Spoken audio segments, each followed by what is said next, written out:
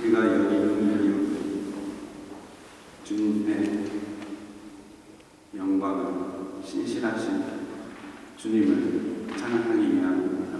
예배하기 위함입니다. 하나님, 이 시간 사랑하는 귀한 주의 자녀들 앞에서 이 질들 것 같은 부족한 주님, 그 엄청난 은혜의 하나님의 말씀을 예언하게 되었습니다. 너무 부족하여서 표현할 수 없지만 성령 하나님께서 도와주셔서 성령으로 하나 되는 시간이 되게 하여 주시옵소서. 예수님의 이름으로 기도했습니다. 아멘.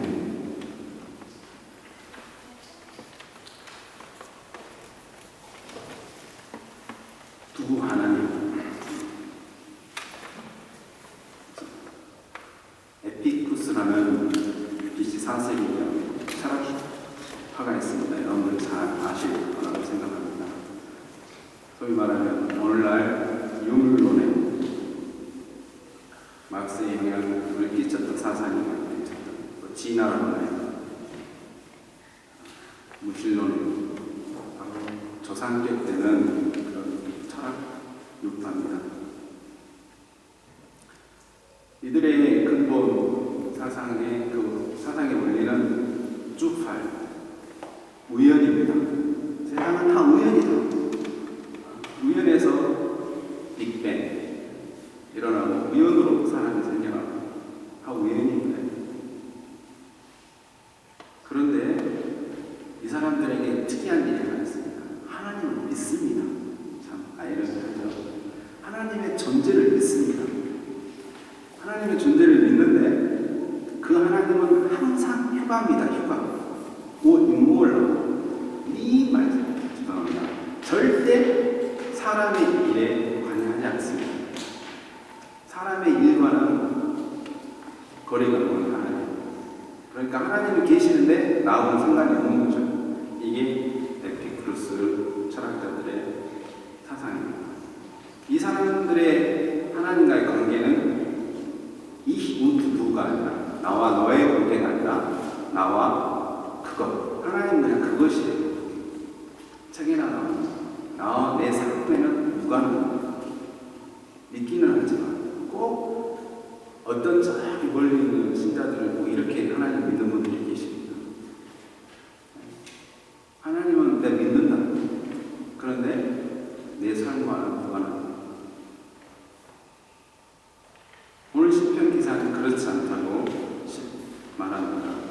여호와는 나의 목자시다.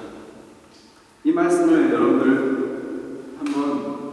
다시 한번 여러분들의 개인에게 미디어로 적용시켜서 여호와는 나의 목자시다를 한번 제가 바꿔봤습니다. 어떻게 해요? 나의 목자는 하나님 여호와시다.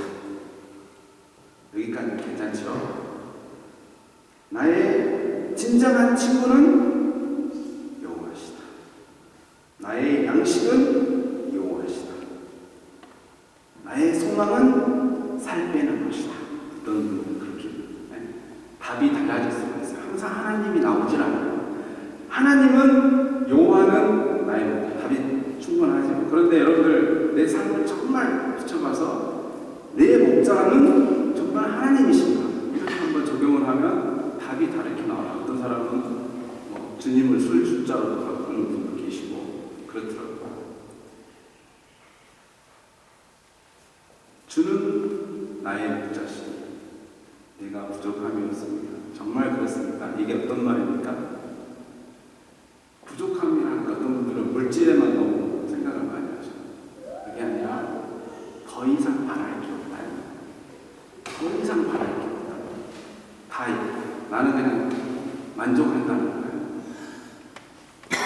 여러분들 이런 거는 많이 보실 거예요. 연예인을 좋아하시는 분들은 그 연예인한테 뭘 바라는 게 아니에요. 옆에만 있어도 다 만족해요. 더 죽어도 연예인 없다는 그런 분도 봤어요. 그 연예인을 만나가지고 그 연예인과 같이 대화를 나눴는데 죽어도 이완이 없다고 그렇게 하는 것 같습니다. 그런데 정말 하나님을 믿는 우리가 과연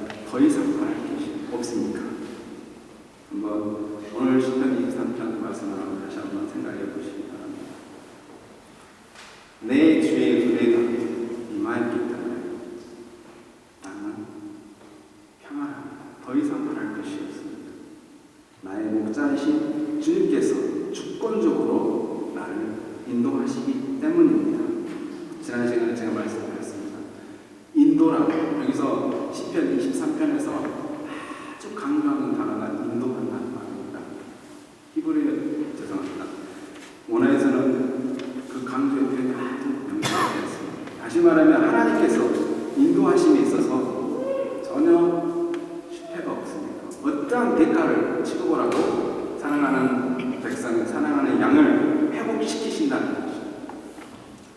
여러분들 한 사람 한 사람을 하나님께서 하나님의 자녀로 부르셨습니다. 아멘. 그 하나님의 자녀를 절대 가만두지 않는다는 거예요. 절대 사람들이 조롱하게끔 놔두지 않는다는 거예요. 하나님의 이름을 부르고 어떠한 이름으로 너를 회복시킨다. 이 말씀입니다. 이 인도한다는 말에 아주 강조가 되어서 하나님의 의지가 담겨있는 바로 말씀입니다.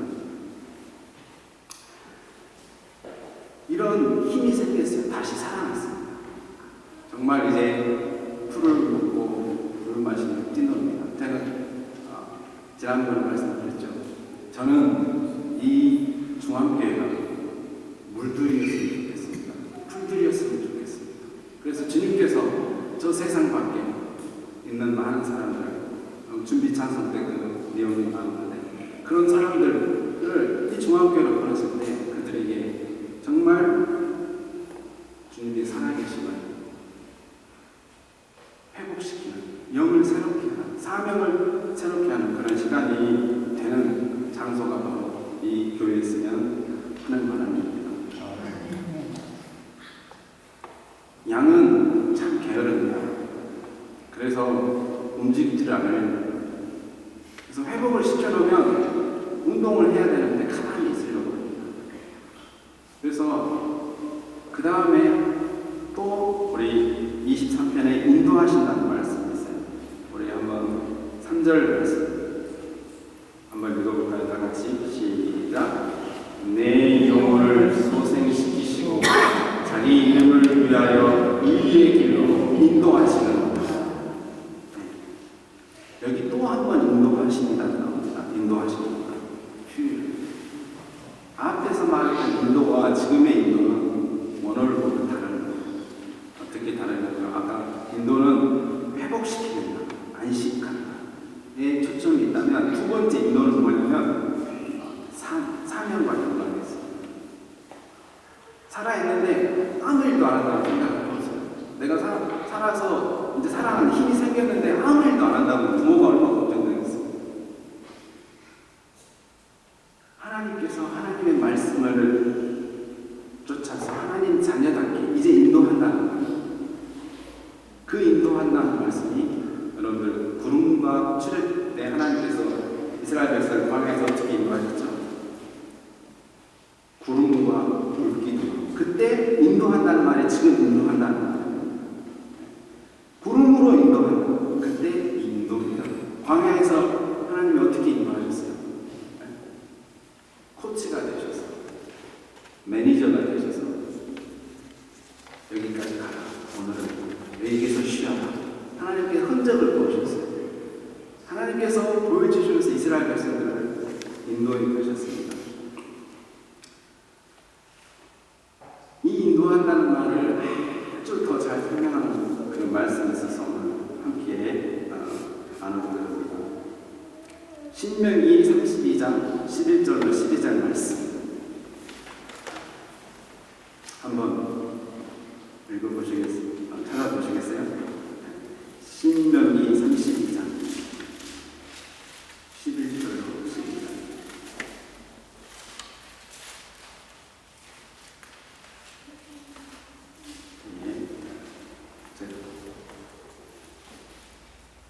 찾으신 줄 알고 제가 공독하겠습니다. 마치 독수리가 자기의 보금자리를 어지럽게 하고 자기의 새끼 위에 넙을 걸고 그의 날개를 펴서 새끼를 받으며 그의 날개 위에 그것을 얻는 것 같이 여호와께서 홀로 그를 인도하시고 그와 함께한 다른 신이 없었더라. 이 독수리, 엄마가 독수리 새끼를 훈련을 시키면서 없는다는 걸 얘기를 합니다. 그렇게 해서 인도한다고 할 때 바로 오늘 본문의 시편의 3절에 있는 인도한다는 말과 똑같은 말입니다. 제가 이 독수리에 대해서 인터넷에서 한번 찾아봤습니다. 그런데 이런 내용이 있었습니다. 독수리가 아기가 되면 독수리 엄마가 아빠가 정성을 다해서 가장 가운데 자리를 최고의 침대로 만들어 놓습니다. 무엇으로요? 최고 오리털, 또 뭐가 비쌉니까? 거위털, 또 아주 부드러운 것으로 그 침대를 만들어서 그 독수리 새끼를 키웁니다. 그 새끼들이 컸어요. 컸는데 독수리가 이제 나가서 보여야 되니까 눈도 우리보다 200배나 좋은데 나가가지고 이제 날아야 되는데 안 날려는 거예요. 그러면 이제 엄마가 훈련을 시킵니다. 방을 빼는 겁니다. 침대를 어떻게 뺍니까? 오리털 뺍니다. 거위털 뺍니다. 밑에는 가시, 뭐 이렇게. 그래서 그 독수리 새끼가 더 이상 가운데서 견딜 수 없도록 만듭니다. 그리고 가에다가 둥지 가에다가 맛있는 것을 이렇게 차려서 둥지 밖으로 나오고 이렇게 가운데서 나옵니다. 그러다가 뭐합니까? 읽어보니까 밀어버린대요. 안 가려고 하면 이게 막가지를 던지면 막대기를 던지면 내려가서 그걸 물어와야 되는데 처음 날개 짓을 해야 되는데 너무 두려운 거예요. 그래서 안 날려갑니다. 다른 형제들은 나갑니다. 독수리들은 이게 형제들이 한 형제가 나가서 물어오면 그 다음 형제가 물어오고 이렇게 차례차례 군사 훈련하듯이 이렇게 하더라고요. 근데 어떤 독수리는 그렇지 않다는 거예요. 그러니까 뭐예요? 밀어버려요. 매 같은 경우는 밀어가지고 떨어지는데 그 엄마가 잡아줘야 되는데 안 잡아줘가지고 혹시 잡았는데 잘못 잡아가지고 떨어졌는지 모르겠어요. 다리가 부러졌다. 그럼 다리가 부러지면 그 매가 가만히 있냐? 회복할 때까지 회복시켜서 다시 또 떨칩니다. 나를 하고. 이 독수리도 똑같습니다. 그런데 옆에서 보고 있다가 코치를 하는 거예요. 이렇게 해봐, 이렇게 해봐. 제가 보진 않았는데 그렇게 얘기했을 것 같아요, 엄마가. 그렇게 날다가 또 떨어집니다. 무서우니까. 그러면 그 엄마가 어느새 그 새끼를 이렇게 받아요. 그러면 독수리 발톱이 얼마나 날카롭습니까? 그냥 엄마는 안 떨어지려고 팍 잡아요. 그러면 등에 업은 그 새끼한테 제가 물어보진 않았는데 엄마가 그렇게 했습니다. 괜찮아, 내가 있잖아. 내일 또 한번 하자. 맛있는 거 집에 준비해놨다. 올라갔을 것 같아요. 그 다음날 또 여지없습니다. 엄마가 알립니다. 그때는 무서운 코치입니다. 밀어버립니다. 왜요? 날지 못하는 독수리가 아니고 그 내려서 정확하게 그 목표 지점에서 물건을 잡아채서 사냥을 할 수 있을 때까지 바로 이렇게 훈련을 시키신다는 게 오늘 인도한다는 말씀입니다. 이 인도할 때 이 코치가 이름이 있습니다. 어떤 이름이요? 하나님, 여호와의 이름을 걸고 훈련을 시키시는 거예요. 하나님의 브랜드가 있다면 제가 인터넷에서 여호와의 이름을 걸고 이름 때문에 이렇게 한다고 해서 이름을 하고 이 세상에서 어떤 이름이 가장 비쌀까?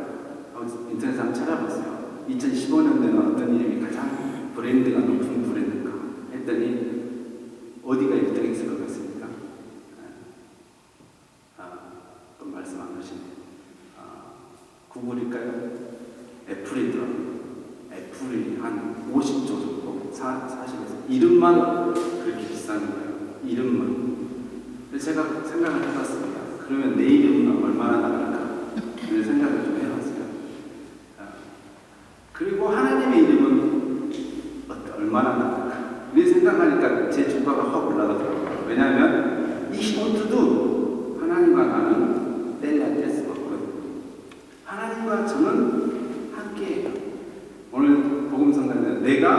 누구 안에? 내가 하나님 안에, 하나님이 내 안에 하나가 되었기 때문에 제 이름이 세상 사람들은 키도 작고 못생기고 말도 잘 못하고 그럼에도 불구하고 하나님 때문에 제가 주가가 제 이름의 주가가 높다라는 것을 생각했습니다. 제가 이런데 하물며 여러분들은 어떠시겠어요? 상상을 오늘 찬송을 이렇게 하시는 거 보니까 어마어마한 셀 수가 없습니다. 그 가치가 하나님의 백성은 이 어린 양을 하나님께서 자기 이름을 자기가 보증하는 하나님이 보증할 때는 생명을 걸고 하시는 거죠. 그래서 첫 번째 인도는 수동적인 전적인 하나님의 주권적인 은혜로 인도하시는 거예요. 물가로 회복시키시니까. 이 두 번째 인도는 하나님이 전적으로 앞에서 다 하지 않습니다. 하게끔 하십니다.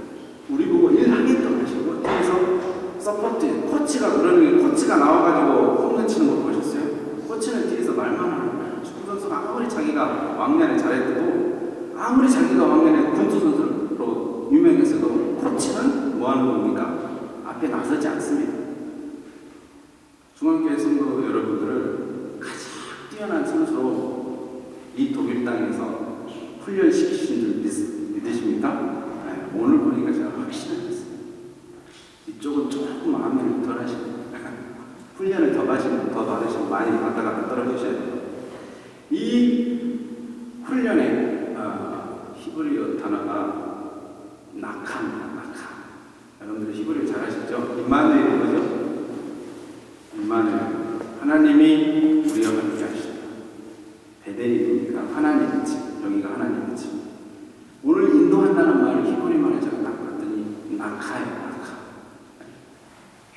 낙하. 그래서 외우기가 쉬워요. 여러분들 알려드렸습니다. 낙하. 하나님께서 여러분들을 여기다 낙하시켰어요. 인도하셨습니다. 어떤 의미입니까? 하나님의 인재입니다. 하나님의 의를 위하여, 하나님의 의를 위하여. 이 말을 게르시드 이변에 이렇게 나왔습니다. 흔적이라고 얘기했어요. 저는 흔적이란 말이 너무 좋은 것 같아요. 표적으로, 흔적을 쫓아서 여러분들을 인도하셨어요. 훈련시키십니다. 어떤 의의 길이 어떤 길이에요. 그래서 의를 알아보려고 책 보다가 포기해서 너무 많아요. 근데 간단한 것 같아요. 하나님의 뜻을 이루고자, 하나님의 영광을 이루고자 하나님께서 순간순간 구름기둥처럼 불기둥처럼 흔적을 만드세요. 내가 함께한다. 내가 너와 함께한다. 너를 인도한다. 너를 생명의 강가로 인도한다. 두려워하지 말아라. 놀라지 마라. 내가 함께한다. 오늘 찬송가 447장에 이 세상 온갖 시험 내 마음을 흔들고 저 악한 원수들이 안팎에 있으나 주 나를 돌보시사 내 방패 되시고 내 옆에 계신 것을 늘 알게 하소서. 그 크신 은혜 속에 나를 인도하소서. 하나님께서는 지팡이와 함께 나를 인도하십니다. 나를 최고로 존귀 여기십니다. 인도하실 때 너무너무 귀하게 여기십니다. 내 잔이 넘치나이다. 이게 그냥 이 넘치나이다. 그래서 개혁성경에 보니까 나를 귀인대접하면서 잔치상을 나를 주인 삼아서 가장 귀한 분으로 하나님께서 나를 인도하신다는 것. 하나님의 잔으로. 아멘. 네. 이렇게 하나님의 훈련을 받은 여러분들, 저는 아직 더 많은 훈련을 받아야 됩니다. 이 훈련을 받은 바로 이 양이 마지막 시편 23절 6편에 고백이 있습니다. 처음으로 드디어 이제 내가 라는 말이 나왔습니다. 어떤 말이 나왔어요? 우리 같이 한번 읽어보실까요? 6절 말씀 10편 23편 시작. 시편 23편 6절 말씀. 한번 읽어주세요. 나의 평생에 내가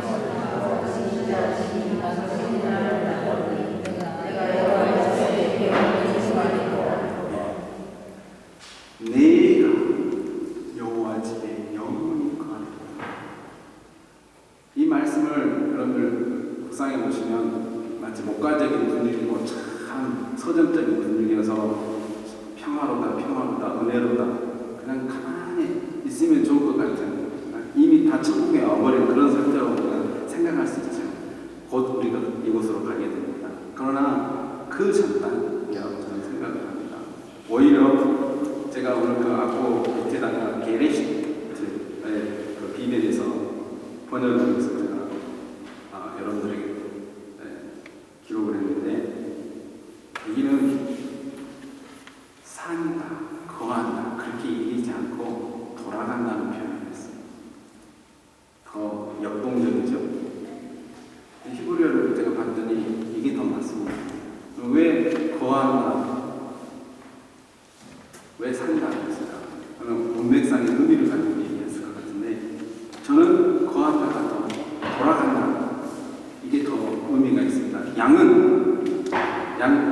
목자가 있는 데서 밖에서 뛰는다. 그리고 다시 어디로 가요? 목자에게 갑니다. 우리에게 갑니다. 근데 이 양의 습관은 항상 그 돌아가는 본능이 있어요. 똑같은 게. 그래서 못된 사람들은 다 기다리고 있다가 양을 잡습니다. 왜? 몰게 뻔하니까. 그 자리에 몰게 뻔하니까. 저는 여기에서 생각하면서 우리의 삶을 사는 동안 우리는 하나님을 통해서 계속 말씀을 향하여 돌아가는 것입니다. 하나님 품으로 한 걸음 한 걸음 나아갑니다. 독수리 창공을 나름같이 한 걸음 한 걸음 나아갑니다. 창공을 향합니다. 근데 그 길은 흔적만 있습니다. 하나님이 함께한다는 흔적만 있습니다. 다시 사망의 골짜기를 지나가야 됩니다. 안 지나갈 수가 없어요. 다시 광야로 또 지나가야 됩니다. 그래도 하나님께서 우리와 함께 하시기 때문에 우리는 두려울 게 없습니다. 왜? 이미 한번 경험했기 때문에 하나님께서 함께 한다는 것을 우리가 확신을 했기 때문에 내가 다시 저 길을 가도 원수 앞에서 상을 베푸시는 그 은혜를 우리가 체험을 했기 때문에 우리는 두려워하지 않습니다. 담대하게 나갈 수 있습니다. 왜요? 주님께서 나와 함께 하시기 때문에 기도하시겠습니다.